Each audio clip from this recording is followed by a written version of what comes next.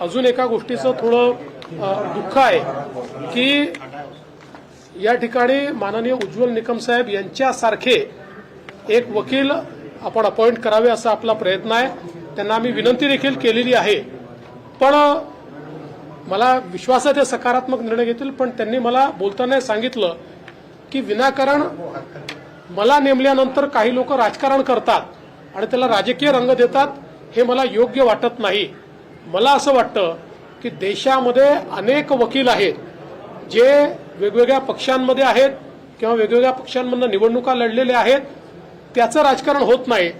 परंतु उज्ज्वल निकम साहेबांच्या नियुक्तीवर राजकारण करणं याचा अर्थ कुठेतरी गुन्हेगारांना मदत करण्यासारखा आहे। कारण उज्ज्वल निकमांचा आजपर्यंतचा इतिहास आहे की त्यांनी केस घेतली तर खरे गुन्हेगार जे असतात त्यांना शिक्षा होतेच। आता कोणाला त्यांना वाचवायचं असेल तर ते उज्ज्वल निकमांचा विरोध करतील।